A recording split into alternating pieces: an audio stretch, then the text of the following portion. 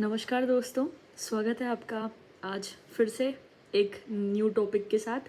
Rajasthan polity के topics के बारे में हम पढ़ रहे थे, तो उसी सीरीज़ को आगे बढ़ाते हुए पंचायती राज के बारे में आज हम बात करेंगे। एक सब्सक्राइबर थे हमारे चैनल पे, तो उन्होंने कमेंट सेक्शन में बताया कि पंचायती राज के बारे में वीडियो चाहिए, तो आज उसी के बारे में पहले हम चर्चा कर लेते हैं। तो पंचायती राज को देखते हैं। स्थानीय लोगों द्वारा स्वशासन की व्यवस्था ही पंचायती स्वशासन है। यानी इस देखो, भारत देश बहुत बड़ा है, तो उसमें हर चीज़ के लिए दिल्ली तो कोई जा नहीं सकता है ना। सेंट्रल की जो गवर्नमेंट है उससे कह नहीं सकता, तो सेंट्रल गवर्नमेंट का क्या हो रहा है कि विकेंद्रीकरण हो रहा है। छोटे छोटे स्थानीय स्वशासन बनाए गए हैं, शासन व्यवस्था बनाई गई है, ताकि हर व्यक्ति को अपने यहाँ पे ही न्याय मिल जाए या अपने यहाँ पे व्यवस्था पूरी मिल जाए। ठीक है, सरकार से जुड़ी हुई जो भी स्कीम्स है उनका लाभ मिल जाए हर चीज़ के लिए। तो इसीलिए स्थानीय स्तर पर भी जो शासन व्यवस्था है उसे स्थानीय स्वशासन कहते हैं। ठीक है, अब इसके दो स्तर होते हैं दोस्तों। पहला है ग्रामीण स्थानीय स्वशासन, पंचायती राज जिसे कहते हैं अपन। ठीक है, तो ग्रामीण स्थानीय स्वशासन आ जाए या पंचायती राज, बात एक ही है। अब इसको भी 3 स्तर में बांटा गया है। पहला है जिला परिषद, जिसे उच्च स्तर कहा जाता है। दूसरा है पंचायत समिति, मध्य स्तर। और तीसरा है ग्राम पंचायत, जो कि निम्न स्तर पर है। ठीक है, अब बात करते हैं नगरीय या शहरीय स्वशासन की। ठीक है, तो विस्तृत जानकारी नगरीय स्वशासन अध्याय में है, तो अपन उसके बारे में चर्चा कर लेंगे। गवर्नर जनरल वायसरॉय रिपिन को भारत में स्थानीय स्वशासन का पिता कहा जाता है। रिपिन को कहा जाता है, ठीक है, क्योंकि इन्होंने सर्वप्रथम 1882 में जिला बोर्ड, ग्राम पंचायत एवं न्याय पंचायत का गठन किया एवं स्थानीय निकायों के विकास का प्रस्ताव तैयार किया। ठीक है, अब जो ये रिपिन है, रिपिन के इसी प्रस्ताव को स्थानीय शासन का मैग्ना कार्टा कहा जाता है। ठीक है, वह रिपिन को स्थानीय स्वशासन का पिता भी कहते हैं। ठीक है, अब आप नोटिस कर रहे होंगे कि यार ये लॉर्ड शब्द क्यों नहीं लगा रही है इसके आगे। तो एक्चुअली क्या है कि अंग्रेजों ने, आपको पता ही है हमारे ऊपर कितना ज़्यादा, हमारे अपन तो हुए भी नहीं थे उसके पहले ही पूर्वजों पर बहुत ज़्यादा अत्याचार किया है। तो इन लोगों का क्या था कि थे ये इनके अधिकारी, छोटे बड़े जो भी अधिकारी थे, लेकिन इन लोगों का क्या कहना था कि हम तुम्हारे लिए, हम इंडियंस के लिए भगवान हैं। तो हर व्यक्ति के आगे ये लॉर्ड लगाते थे कि तुम हमें हमारे नाम से नहीं, लॉर्ड लगा के बोलो। ठीक है, तो lord Ripon, colonel lord James Tod, है ना, कुछ भी हर चीज़ में, मतलब समझ रहे हो। तो कर्नल जेम्स टॉड था वैसे वो तो, बट फिर भी आप नोटिस करना बहुत सारे ब्रिटिशर्स के आगे लॉर्ड नाम लगाया जा रहा है। ठीक है, तो मुझे तो सही नहीं लगता है बोलना, और मेरे जो गुरु थे उन्होंने भी बोला कि ये मतलब क्या है, ये चीज़ क्या है, अपन क्यों इनको ऐसे भगवान की उपाधि दें भाई, तुमने करा क्या है हमारे लिए, हमारे सामान अलग लूट के ले गए तुम सारे के सारे। ठीक है, म्यूजियम में सजा सजा के रख दिए तुमने, इंग्लैंड में जाके कोई नूर भी उठा के ले गए जब तक रिटर्न नहीं किया। खैर, तो रिपिन को स्थानीय स्वशासन का पिता कहते हैं। अब 1935 के अधिनियम द्वारा स्थानीय स्वशासन को राज्य सूची का विषय बनाया गया है, जो वर्तमान में भी राज्य सूची का विषय है। ठीक है, भारतीय संविधान के भाग 4 राज्य के नीति निर्देशक तत्व जो हैं, अनुच्छेद 40 में ग्राम पंचायतों के गठन का प्रावधान है। ठीक है, आज़ादी से पूर्व राजस्थान में सबसे पहले बीकानेर रियासत में 1928 में ग्राम पंचायत अधिनियम बनाया गया। ठीक है, इसके बाद जोधपुर 1928, जयपुर 1938, सिरोही 1943, भरतपुर, उदयपुर व करौली में पंचायतों पर कानून बनाए गए। ठीक है, अब संपूर्ण राजस्थान में 1953 में विधानसभा द्वारा पंचायती राज अधिनियम 1953 पारित किया गया। कब पारित किया गया राजस्थान में पंचायती राज? तो 1953 में, जिसके तहत पूरे राजस्थान में 1953 में पंचायतों की स्थापना की गई। आप ध्यान रखिएगा, अंडरलाइन कर लेना, इसको इम्पोर्टेंट है। पंचायती राज से संबंधित महत्वपूर्ण समितियों के बारे में चर्चा करेंगे दोस्तों। तो सबसे पहले आती है बलवंत राय समिति। अपन आरएस की प्रिपरेशन करते हैं तो भी बहुत इंपॉर्टेंट है बलवंत राय समिति से, और क्वेश्चन आते हैं, तो आप ध्यान रखिएगा। फोटो भी दिया हुआ है सर का, तो यहाँ पे देखते हैं अपन। इसके अध्यक्ष जो हैं वो बलवंत राय मेहता जी थे, ये रहे। और बलवंत राज पर गठित पहली समिति थी। लोकतांत्रिक विकेंद्रीकरण पर बल दिया गया था। केंद्रीकरण का मतलब क्या होता है? सेंट्रलाइजेशन, यानी एक जगह पे सारी शक्तियों को एक में निहित करना। और विकेंद्रीकरण का मतलब होता है कि सारी शक्तियों को बांट देना। ठीक है, छोटी छोटी जगहों पे, टुकड़ों में। समिति ने 24 नवंबर 1957 को अपनी रिपोर्ट सौंपी, जिसमें पुराने जिला बोर्डों को समाप्त करके त्रिस्तरीय पंचायती व्यवस्था के गठन की सिफारिश की। किसने करी थी त्रिस्तरीय की सिफारिश पंचायती राज व्यवस्था में? बलवंत राय समिति ने। ठीक है, अब इम्पोर्टेंट है, आप याद रखिएगा। अब आता है सादिक अली समिति। ठीक है, तो 1964 की बात है ये कि इस समिति के प्रावधान व जिला प्रमुख के चुनाव निर्वाचक मंडल द्वारा करवाने के सुझाव दिए थे। किसने दिए थे? सादिक अली समिति ने। ये इनका फोटो दिया हुआ है यहाँ पे। अब आता है गिरधारी लाल व्यास का। ठीक है, व्यास समिति। तो 1973 की बात है। प्रत्येक पंचायत के लिए ग्राम सेवक तथा सचिव नियुक्त करने, पंचायती राज संस्थाओं को पर्याप्त वित्तीय संसाधन बढ़ाने पर बल दिया। ठीक है, गिरधारी लाल व्यास समिति द्वारा। ठीक है, अब अशोक मेहता समिति क्या कहती है? इनका कहना था कि अगस्त 1978 में रिपोर्ट प्रस्तुत करी कि द्विस्तरीय पंचायती राज व्यवस्था का समर्थन किया, जिला स्तर पर और मंडल स्तर पर। ठीक है, ये कह रहे थे कि 2 स्तर पर रखो आप। ग्राम पंचायतों के स्थान पर मंडल पंचायतों के गठन की सिफारिश की। किसने करी? अशोक मेहता समिति ने। ठीक है, अब जिला कलेक्टर सहित सभी अधिकारी जो हैं वो जिला परिषद के अधीन रखे जाएंगे। ठीक है, सारे अधिकारी। पंचायती राज के मामले की देखरेख हेतु राज्य मंत्री परिषद में एक मंत्री की अलग से नियुक्ति हो। अनुसूचित जाति व जनजाति को जनसंख्या के आधार पर आरक्षण देने की सिफारिश भी की गई। और ये अशोक मेहता समिति के बारे में बात कर रहे हैं। दलगत प्रणाली के आधार पर पंचायती राज के चुनाव कराने की सिफारिश की और पंचायती राज को संवैधानिक दर्जा दिया जाए। वो पंचायती राज संस्थाओं का कार्यकाल 4 वर्ष करने की सिफारिश भी की गई। ठीक है, अब बात करते हैं जीवी के राव समिति के बारे में। ठीक है, ग्रामीण विकास एवं गरीबी उन्मूलन कार्यक्रम की प्रशासनिक व्यवस्था के लिए आयोग द्वारा 1985 में जीवी के राव की अध्यक्षता में गठन किया गया। डॉक्टर लक्ष्मीमल सिंघवी समिति 1986 के बारे में बात करते हैं। ये सर का फोटो दिया हुआ है यहाँ पे। राजीव गांधी सरकार ने लोकतंत्र विकास के लिए पंचायती राज संस्थाओं का पुनरुद्धार पर एक समिति का गठन किया। LM सिंघवी की अध्यक्षता में किया। ठीक है, 1986 की बात है। 84 तक तो इंदिरा गांधी जी थी, उसके बाद में राजीव गांधी जी बने थे तो प्रधानमंत्री। अब PK थुंगन समिति 1988 के बारे में चर्चा करते हैं। तो जिला परिषद को शक्तिशाली बनाने की सिफारिश की, पंचायती राज को संघ सूची का विषय बनाने की सिफारिश की तथा पंचायती राज व्यवस्था को संवैधानिक दर्जा देने की भी सिफारिश इन्होंने करी थी। VN गाडगिल समिति 1988। ठीक है, पंचायती राज को संवैधानिक दर्जा दिया जाए, इनका कहना था। त्रिस्तरीय पंचायती राज का समर्थन किया इन्होंने। ठीक है, अब आता है हरलाल सिंह खर्रा समिति 1990। तो तत्कालीन प्रधानमंत्री पंडित जवाहरलाल नेहरू ने बलवंत राय मेहता समिति की सिफारिश पर 2 अक्टूबर 1959 को नागौर के बगदरी गांव में पंचायती राज व्यवस्था का उद्घाटन किया।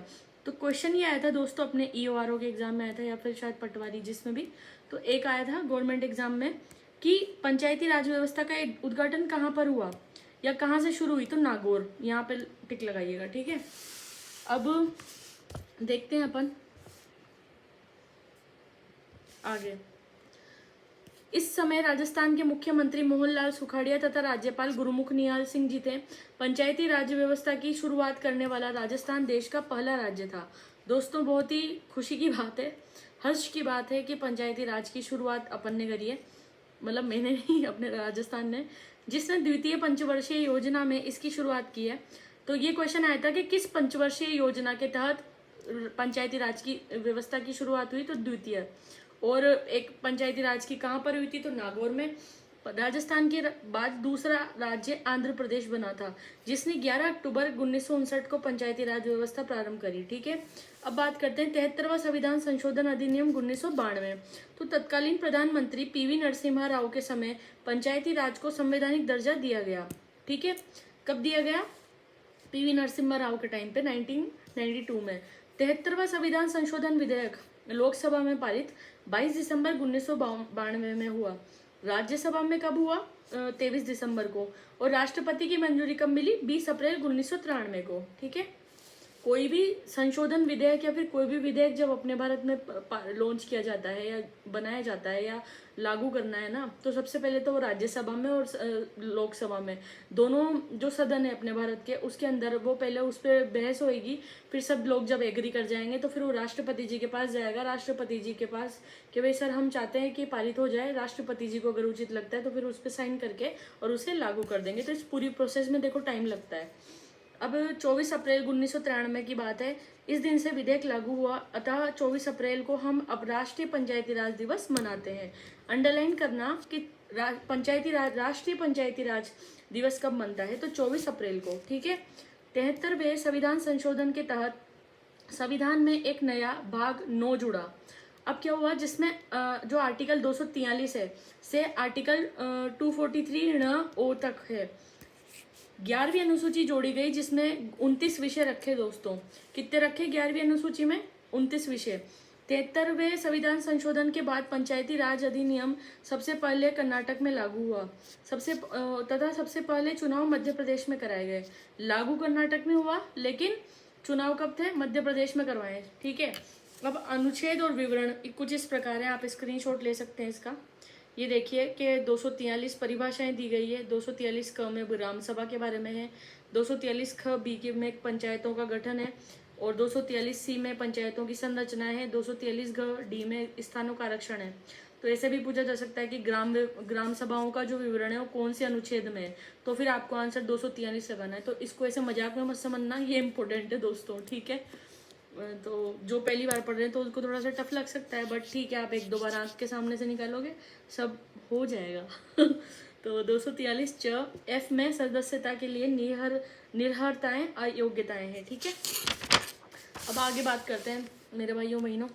तो 243 छ जी पंचायतों की शक्तियां, प्राधिकार और उत्तरदायित्व। 243 ज एच में पंचायतों द्वारा कर आरोपित करने की शक्तियां और उनकी निधियां, ठीक है। कर यानी कि टैक्स।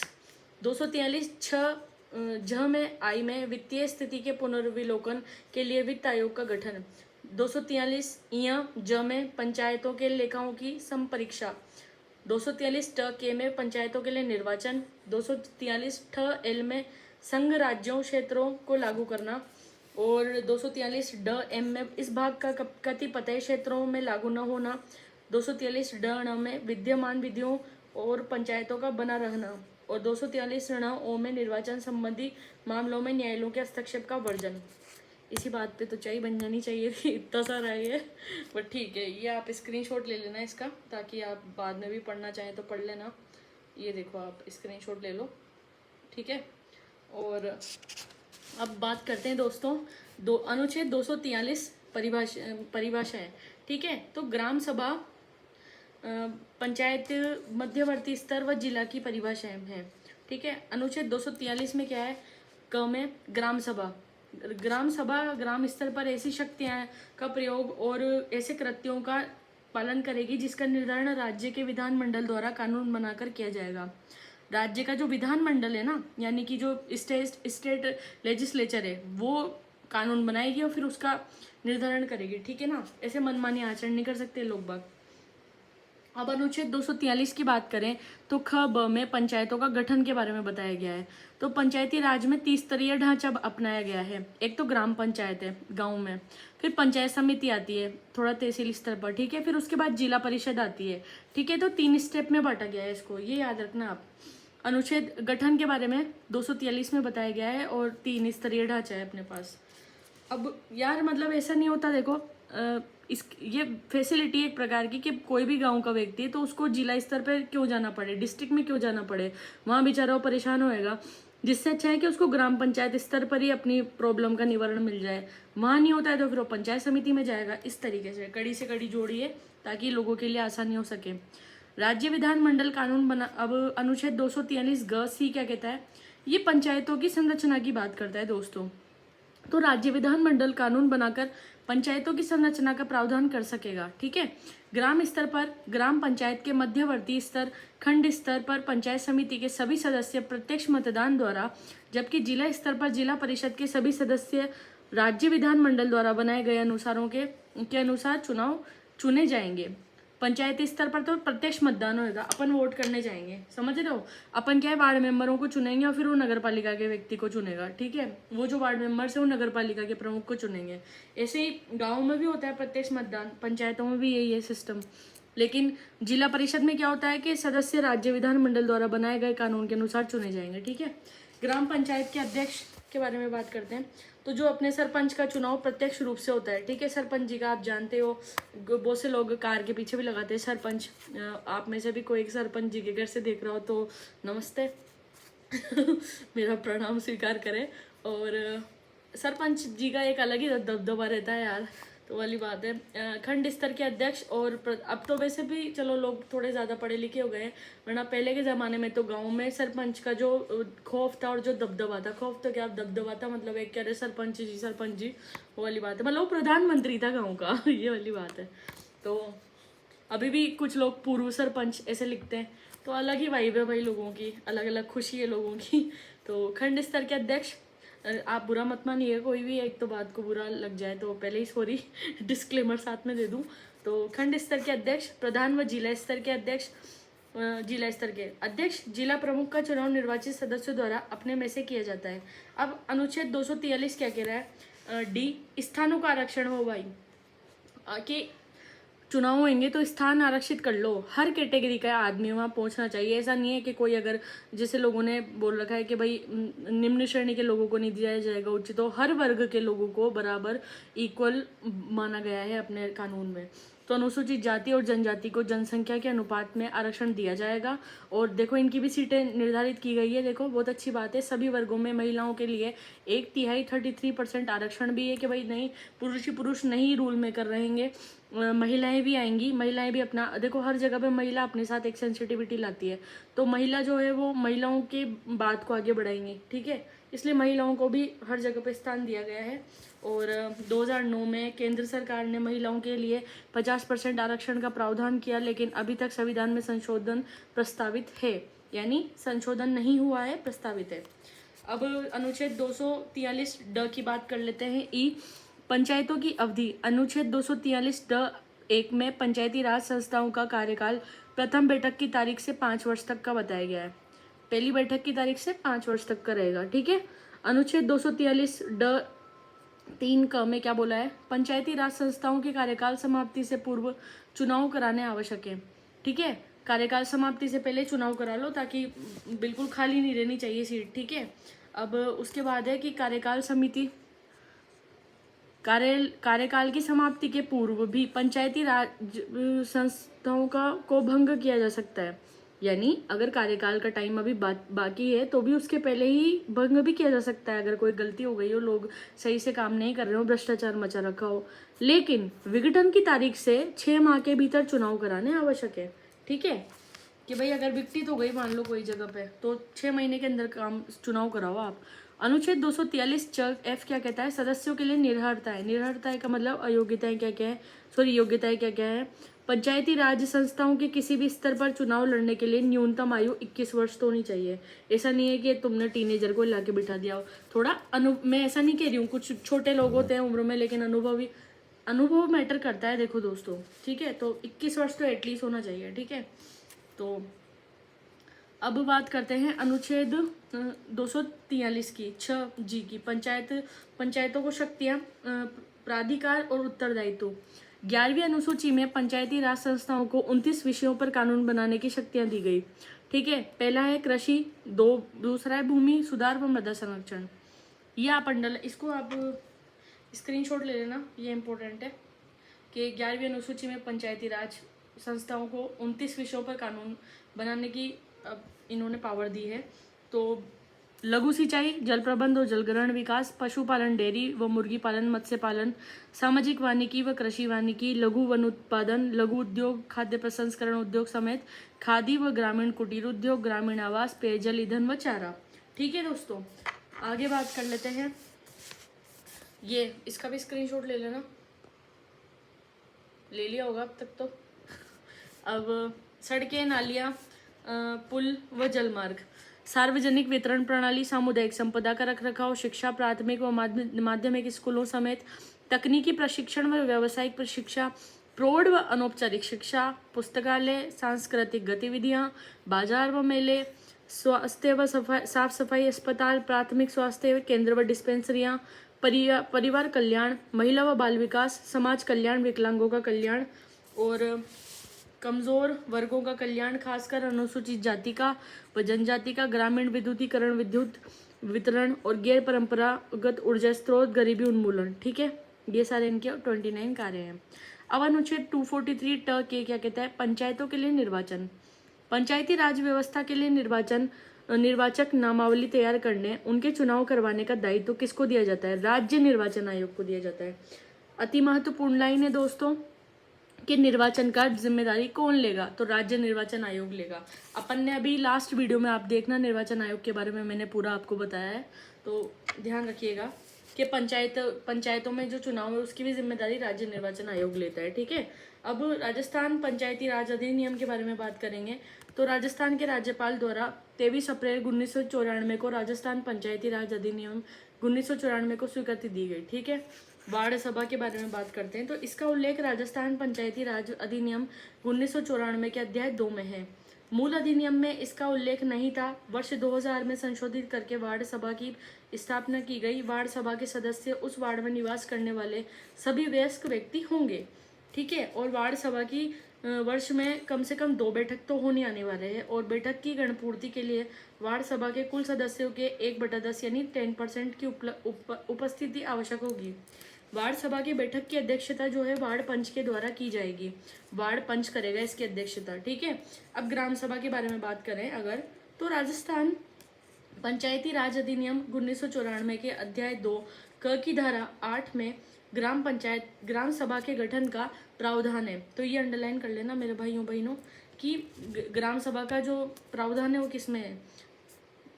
अधिनियम 1994 के अध्याय 2 की धारा 8 में है। ठीक है, ये देखो आप, थोड़ा आज लंबी वीडियो होगी क्योंकि टॉपिक बड़ा है, और आशा करती हूँ कि ये एक ही में बिल्कुल एक वीडियो में पूरा हो जाए।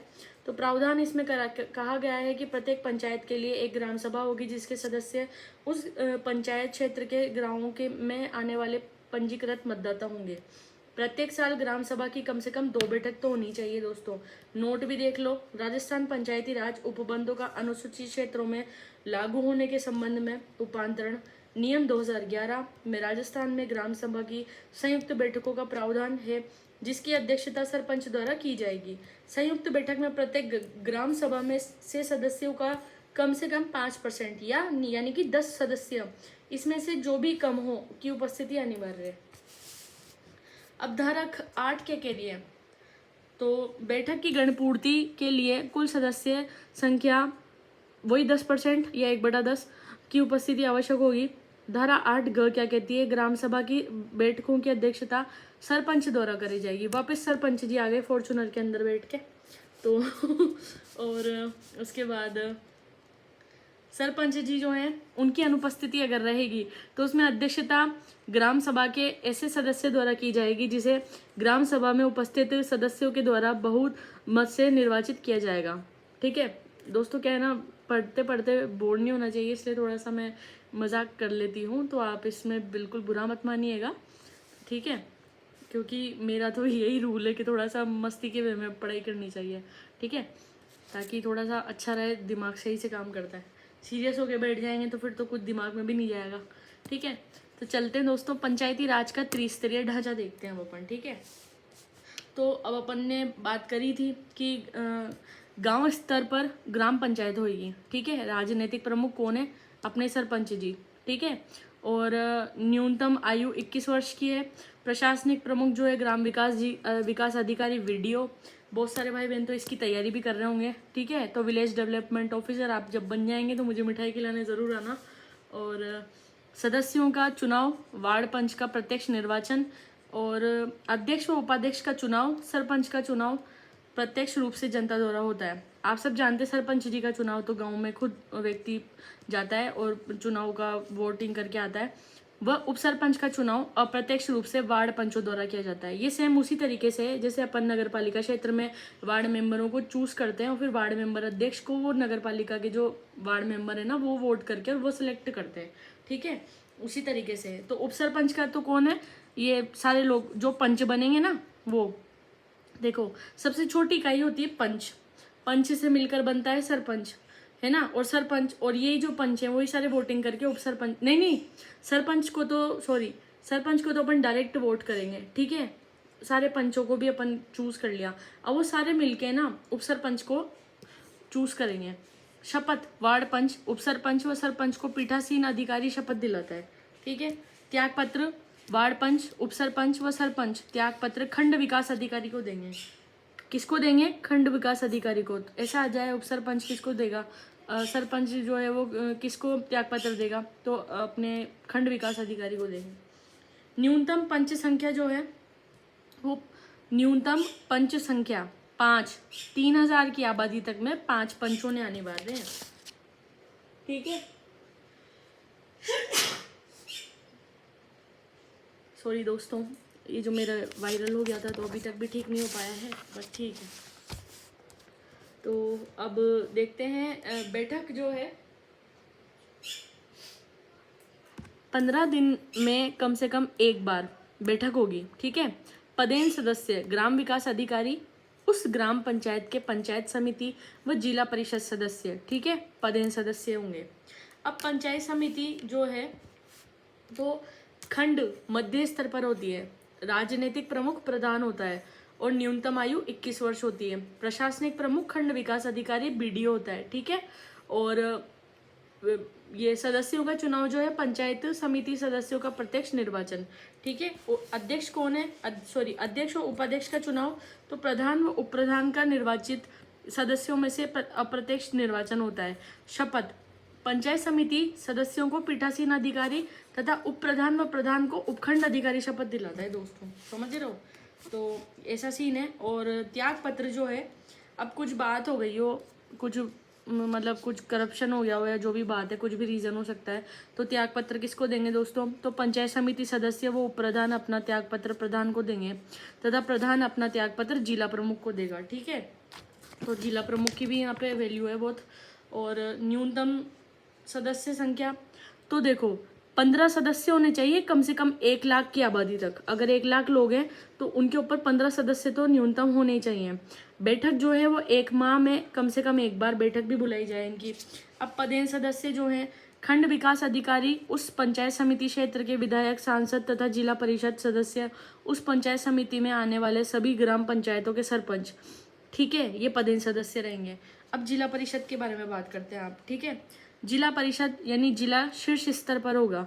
राजनीतिक प्रमुख जो है इसका वो जिला प्रमुख होता है। न्यूनतम आयु 21 वर्ष होनी चाहिए। प्रशासनिक प्रमुख कौन कहलाएगा, देखो मुख्य अधिकारी सीईओ होता है, ठीक है। अब सदस्यों का चुनाव, जिला परिषद सदस्यों का प्रत्यक्ष निर्वाचन, ठीक है। अध्यक्ष व उपाध्यक्ष का चुनाव, उप जिला प्रमुख व जिला प्रमुख का निर्वाचन निर्वाचित सदस्यों में से अप्रत्यक्ष निर्वाचन होता है। अब शपथ की बात कर रहे हैं अगर, तो शपथ कौन दिलाएगा भाई, तो जिला परिषद सदस्यों को पीठासीन अधिकारी वही जिला कलेक्टर व उप जिला प्रमुख व जिला प्रमुख को जिला कलेक्टर शपथ दिलाता है। त्याग पत्र किसको देंगे, कोई बात होगी हो तो जिला परिषद सदस्य व उप जिला प्रमुख अपना त्याग पत्र जिला प्रमुख को देते हैं, ठीक है। किसको देंगे, जिला प्रमुख को देते हैं। और ये है बात, जिला प्रमुख अपना त्याग पत्र किसको देगा, संभागीय आयुक्त को देगा, ठीक है। न्यूनतम सदस्य संख्या देखो 4 लाख की आबादी पर 17 सदस्य होने जरूरी है। बैठक 3 माह में कम से कम 1 बार तो मीटिंग बुलाई जानी चाहिए। और पदेन सदस्य तो देखो मुख्य अधिकारी, मुख्य कार्यकारी अधिकारी, उस जिले के समस्त सांसद, समस्त विधायक, उस जिले के समस्त प्रधान, ठीक है, ये पदेन सदस्य रहेंगे। अब सदस्यों को हटाया या जाना हो या निलंबन करना हो तो उसका क्या रोल, उसका क्या सीन रहेगा वो देखते हैं। तो धारा 38 की बात है, उसके अनुसार पंचायती राज संस्थाओं के किसी अध्यक्ष, उपाध्यक्ष या सदस्य को राज्य सरकार आवश्यक जांच के बाद पद से हटा सकती है। कौन हटा सकती है, राजस्थान गवर्नमेंट। यदि वह कार्य करने में असमर्थ हो या वह कार्य करने से मना कर दे, खुद का ही दिमाग खराब हो जाए कि अरे मेरे को नहीं करना यार, बहुत फ्रस्ट्रेटिंग जॉब है, नहीं कर रहा मैं, ठीक है, और वह किसी आचरण का दोषी पाया जाए, तो ये सारे पॉइंट्स हैं जिनके बेसिस पे इसको हटाया जा सकता है सदस्यों को। अब आता है पैसा, पंचायत अनुसूचित क्षेत्रों में विस्तार अधिनियम 1996, ठीक है। तो पंचायती राज के सशक्तिकरण हेतु 24 दिसंबर 1996 को 10 राज्यों के जनजाति क्षेत्र में लागू किया गया। ठीक है, ये राज्य कौन कौन से हैं देखो, राजस्थान, गुजरात, मध्य प्रदेश, छत्तीसगढ़, महाराष्ट्र, आंध्र प्रदेश, तेलंगाना और अपना हिमाचल प्रदेश है, सही, झारखंड है और एक ओडिशा है। ठीक है, यह अधिनियम दिलीप सिंह भूरिया समिति की 1995 में प्रस्तुत रिपोर्ट के आधार पर लागू किया गया। इस अधिनियम का उद्देश्य जनजातीय समुदायों की परंपराओं एवं रीति रिवाज का संरक्षण करना है। सही भी बात है, देखो ये दिलीप सिंह जी भूरिया का नाम याद रखना आप 1995 में। और इस अधिनियम का उद्देश्य क्या है, जनजातीय समुदायों की परंपराओं और रीति रिवाज का संरक्षण। ठीक है, और इसके अनुसार इन क्षेत्रों की ग्राम सभाओं को व्यापक अधिकार दिए गए हैं। ग्राम सभा के परामर्श के बाद ही भूमि अधिग्रहण का कार्य सरकार द्वारा किया जाएगा। नशा नियंत्रण भी ग्राम सभा के पास रहेगा। नशा नियंत्रण पता नहीं कब होएगा नशा नियंत्रित ये वाली बात है। और अब है राजस्थान पंचायती राज अधिनियम 1994 की अध्याय एवं धाराएं। तो ये मैं आपको ऊपर से एक थोड़ा ब्रॉड व्यू दिखा देती हूँ। ये सब दिया हुआ है देखो दोस्तों, इसके अंतर्गत आपको आई होप दिख रहा होगा। तो यहाँ से स्टार्ट है सारा, स्क्रीनशॉट ले लेना आप। और इधर का भी देख लो आप, ये सारे जो हैं, और ये तो आप स्टॉप करके स्क्रीनशॉट ले सकते हो। ये सारा जो है वो राजस्थान पंचायती राज अधिनियम की अध्याय एवं धाराएं हैं। तो इनको अपन पढ़ें क्या, पढ़ लेते हैं, वरना आप फिर कहोगे।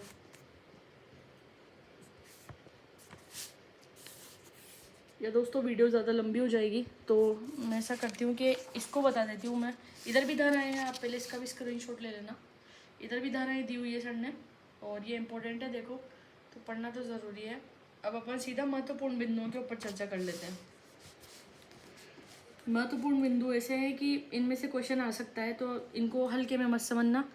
ग्राम पंचायत स्तर पर 6 जनवरी 2000 को सतर्कता समिति समाप्त कर दी गई है।